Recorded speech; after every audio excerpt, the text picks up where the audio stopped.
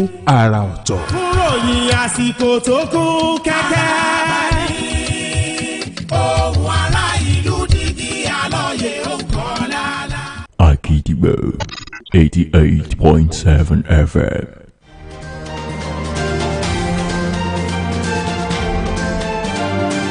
There's a lot to digest and a lot of voices to be heard.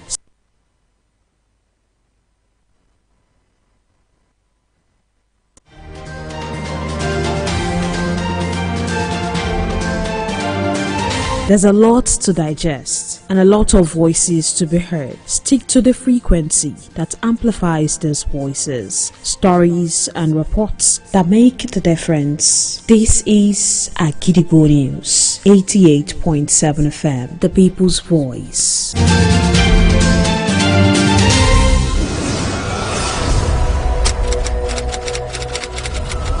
This is Kunle Amzat's studio.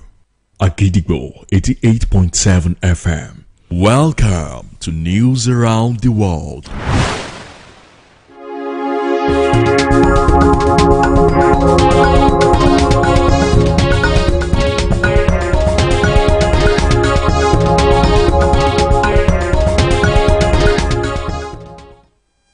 Good evening. Welcome to News Around the World on Akidibo 88.7 FM Ibadan, the most listened to radio station.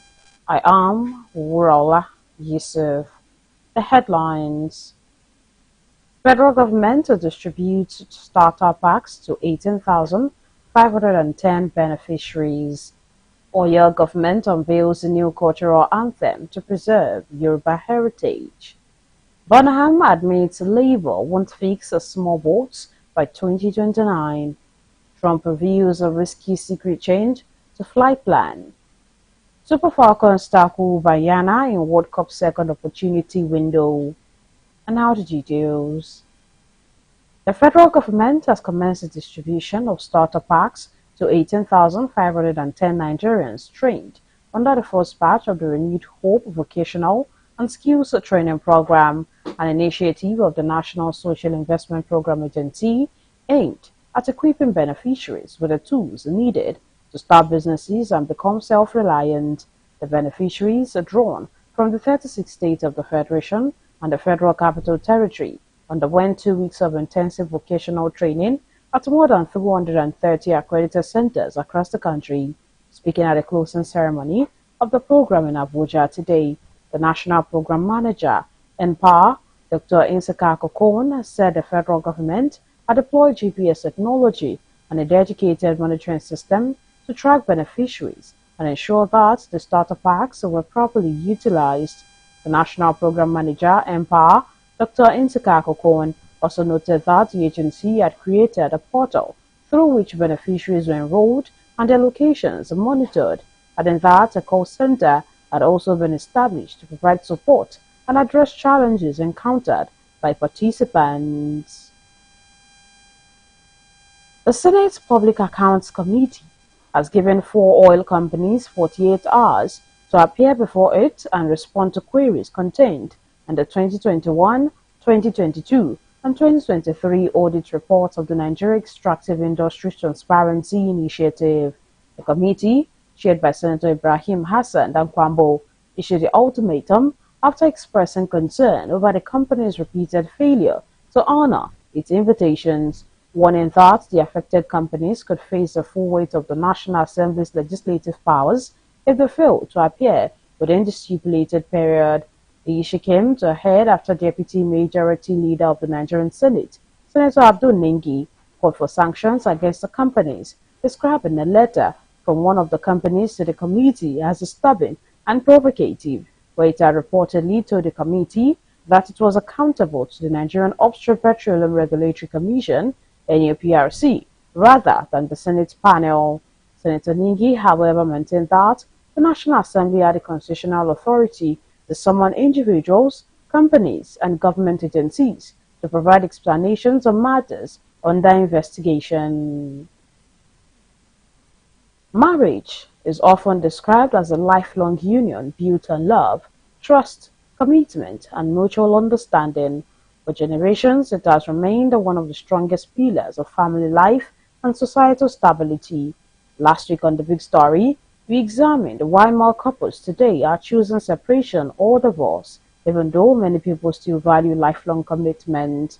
However, this week, on our Gidigwe FM edition of The Big Story, we continue that conversation, where news correspondent Yetunde Fadaya examined the growing conversation around divorce and separation in marriage.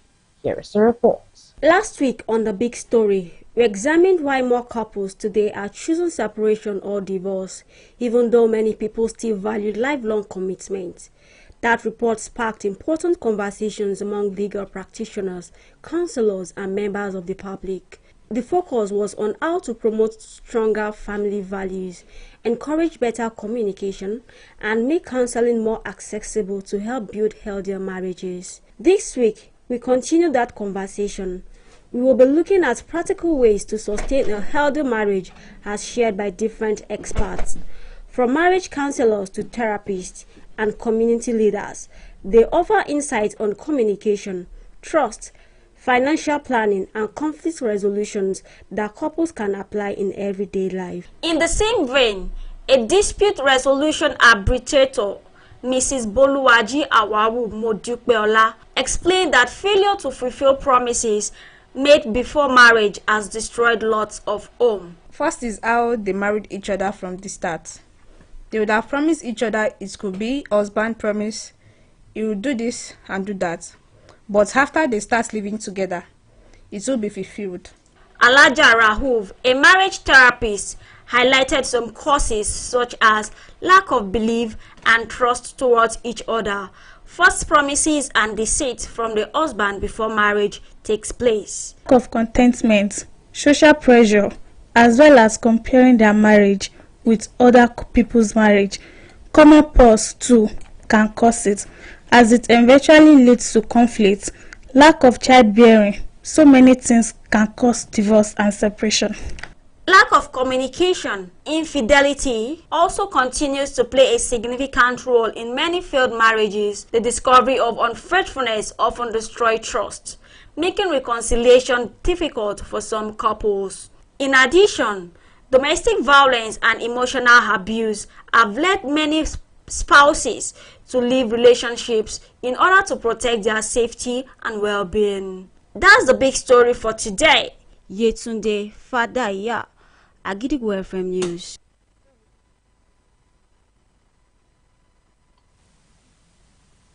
The Oyo State government has unveiled a new cultural anthem as part of effort to promote, preserve, and sustain Yoruba culture and traditions.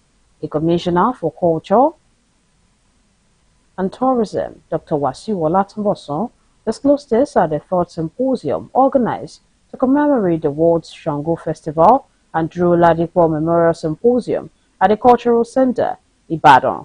Speaking on the significance of Shango, President of the International Council of Ifa Religion, Dr. Fayemi Ifakayode, clarified that the Shango venerated in Yoruba traditional religion is Shango, whom he described as one of the messengers of Olodumare, who descended from the celestial realm. The commissioner further announced that the state had completed both the audio and video versions of its cultural anthem, following a commitment he made during the previous Isheshe celebration.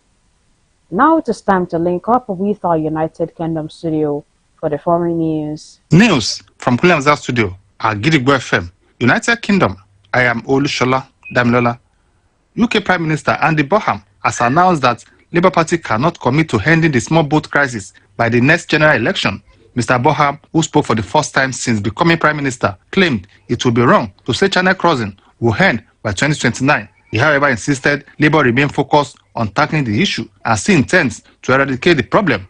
A staggering 79,275 migrants crossed the channel by small boats during Sir Keir Starmer's regime, making him the worst performing Prime Minister on record for small boat crossing. United Kingdom Met Office has announced that this summer is on course to be the UK's hottest season since the record began. The Met Office has issued a rare amber weather warning for extreme heat for part of England tomorrow, where temperature could peak at 38 degrees Celsius. The last time we saw temperature above 36 degrees Celsius in August was 2020, when it was recorded at Heathrow and Kew Gardens. The highest temperature will be in part of the East, Southeast, and Midland, and this may lead to impact on transport, infrastructure, and health. And that ends the news from Hamzat Studio at Gidigbo FM, United Kingdom. I am Olusola Damilola. Welcome back. Now it is time to also link up with our Maryland studio, United States, for more foreign news. News from Hamzat Studio at Gidigbo FM, United States. I am Oluwatosin Soya. U.S. President Donald Trump said on Wednesday that he secretly switched planes in Turkey last month at the direction of the U.S. Secret Service because of security concerns. However, he said the military aircraft he ultimately traveled on was still more vulnerable than Air Force One. Following a NATO summit in Ankara, Trump was reportedly moved from Air Force One to a smaller military aircraft using a catering truck as part of a secret security operation prompted by an Iranian assassination threat. The White House did not publicly disclose the plane change. The operation remained secret until the Washington Post reported it on Monday. The report raised questions about whether Trump's aides and journalists traveling aboard the aircraft believed to be carrying the president may have been placed at risk. Trump was accompanied by several close aides when he made the secret transfer to the military aircraft in Turkey. Millions of people across the United Kingdom and parts of Europe are preparing to witness the region's most significant solar eclipse since 1999. The moon will cover more than 90% of the sun across much of the United Kingdom, while parts of Iceland and Spain will experience a rare total eclipse. In the UK, the eclipse will become visible shortly after 6 p.m. British summertime in some areas and is expected to peak about an hour later. The eclipse